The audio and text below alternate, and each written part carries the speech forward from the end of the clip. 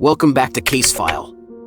In the previous part, we explored the initial clues of the Ostrich meat case of Yunnan. Today, we continue this journey, delving deeper into the darkness of secrets and horror. In this segment, we will witness the expansion of the investigation, shocking discoveries, and a direct confrontation with the cold-blooded murderer. The case is not only a challenge for the police, but also a battle for justice and community safety. If you're eager to uncover the intense details and the surprising end of this case, don't forget to subscribe to Case File and turn on notifications. Continue this journey with us, through the veils of secrets, to discover the truths hidden in the shadows. Next, we will divide into 3 action teams. The first team will focus on investigating the history of personal document usage of Hanyao, such as identity cards, bank cards, mobile phone cards, and other personal items. The second team will be responsible for gathering information from nearby brick kilns and conducting a comprehensive investigation of their operations. Meanwhile, the third team will conduct explorations around Nanmen village, focusing on collecting unusual situations that occurred before and after the disappearances, as well as identifying key suspicious figures in the area. Chen Wei, recognizing the complexity of the case, decided to focus on finding a breakthrough from the case of Hanyao, the most recent missing person. He believed that finding Hanyao's whereabouts could shed light on the fate of other missing individuals. Based on the current analysis of clues, there are 3 possibilities for Hanyao's disappearance. First, he may have left on his own without any notice, leaving the worksite for personal reasons and losing contact since then. Second, Hanyao might have been kidnapped or deceived into working in the illegal brick kilns, with his personal freedom controlled and unable to make contact. Third, Hanyao could have been kidnapped or even killed. Combined with the mysterious disappearances of Li Hanxiong and several other teenagers near Nanmen village, Chen Wei and his team believe that the last 2 possibilities are more likely. In a short time, the first criminal investigation team sent back surprising information from an internet cafe in Jincheng town. They discovered that Hanyao's ID card had been used on a computer at the cafe, but the actual user was not Hanyao. Through surveillance camera footage, this person was identified as a colleague from Hanyao's workplace. However, when summoned to assist in the investigation, this individual asserted no involvement and claimed only to have borrowed Hanyao's ID card. This raised the question: where did Hanyao go without this important item? Another astonishing discovery came from the 3rd investigation team after they collected information in Nanmen village. It turned out that from 2005 to 2012, a total of 17 teenagers went missing at the same location and within the same time frame, from 9 a.m. to 11 a.m. This was no longer a case of ordinary disappearances, but a series of complex and mysterious events. This discovery outraged the families and relatives of the victims, as there had been no investigations for nearly 8 years. As the investigation teams continued to narrow down their search area, they noticed that the locations where the victims disappeared were mainly concentrated near Provincial Highway 24 and Shenyang Cold Storage. Upon further examination of local information, they discovered that Shenyang Cold Storage, constructed in 2008 after the government's acquisition and development of land in Nanmen village, was registered under the name of Zhang Yongming, a name previously suspected by the relatives of the victims. Eventually, Zhang Yongming also became a target of police investigation. Zhang Yongming, born in 1955 and raised in Nanmen village, Jincheng town, Jining County, Kunming City, was the youngest child in a family with 2 older brothers and 1 sister. From a young age, Zhang was reserved and reluctant to interact with others, with few wanting to befriend him. His mother was a violent person, known for mistreating her daughter-in-law and rumored to have committed murder. Additionally, Zhang's second older brother, nicknamed Meng Rong, had also committed a violent act with a pickaxe during a dispute in 1980, causing neighbors to be fearful of the Zhang family. Despite few people wanting to befriend Zhang Yongming, he was fortunate to have a close friend named Zhirong. They had played together since primary school and had a strong bond. On the night of December 25, 1974, after a fun outing, Zheng could not return home as his house was locked. Zheng Lingyan invited him to stay overnight at his place. That night, around 2 a.m., Zheng was abruptly awoken by intense pain. He opened his eyes in shock to find himself tied to the bed, with Zheng Lingyan attacking him with a knife. Zheng's screams awakened Zheng's parents, who rushed in to discover a horrifying scene: Zheng covered in blood on the bed. Zheng's parents called the police, and Zheng Lingyan, only 18 at the time, was arrested. Zheng claimed he was sleepwalking and did not intend to commit the act. The village subsequently held a criticism meeting, and Zheng Lingyan was sentenced to 6 months of re-education through labor. Zheng, 16 years old, survived the ordeal but incurred hundreds of yuan in medical expenses, while the Zheng family paid only a small compensation. This event was just the beginning of Zheng Lingyan's series of brutal actions.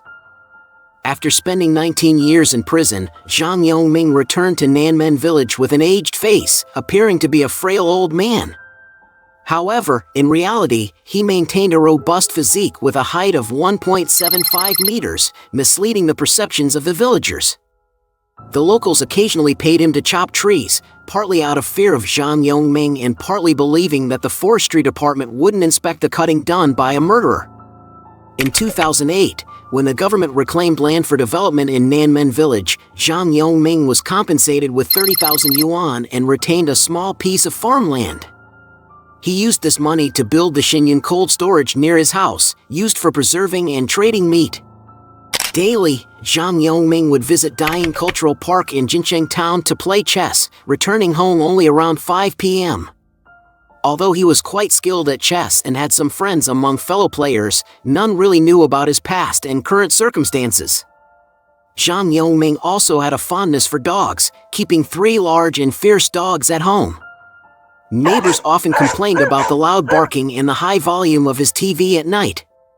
Despite their dissatisfaction, no one dared to openly object, knowing Zheng Lingyan's murderous past. Gradually, life in the village returned to normal, with people becoming accustomed to the presence of ex-convicts who had been pardoned and reintegrated into society. In December 2011, a high school student named Zhang Jianyuan from Nanmen village experienced a terrifying incident just steps from his home.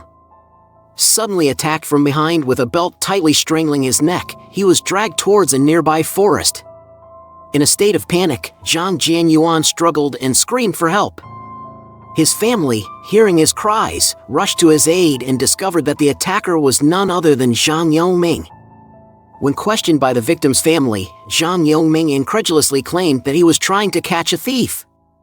The incident was quickly reported to the police amidst fear and confusion. However, once taken to the Jincheng police station for interrogation, Zheng Lingyan's story changed dramatically. He asserted that he was merely playing with the child and had no intention of harming him. The police concluded that it was highly unlikely for a convicted murderer to play with a child by strangling them with a belt. They informed Zhang Jianyuan's family that Zheng Lingyan had mental health issues and a history of murder.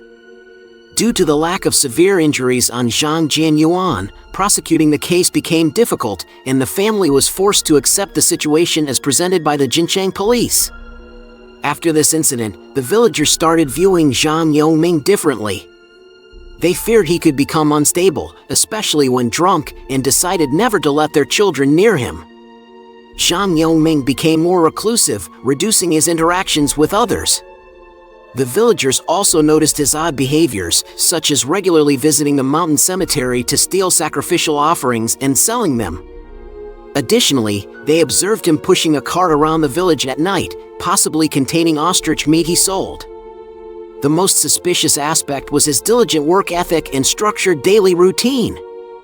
Upon collecting information from records and local residents of Nanmen village, the investigative team identified Zheng Lingyan as a prime suspect, given his criminal record and residence in the area where disappearances frequently occurred. Notably, the disappearances often happened between 9 and 11 a.m., raising suspicions about Zheng Lingyan's daily activities. On May 7th, a special task force was deployed to monitor and apprehend Zheng Lingyan. Meanwhile, another team conducted a search of his residence at number 225.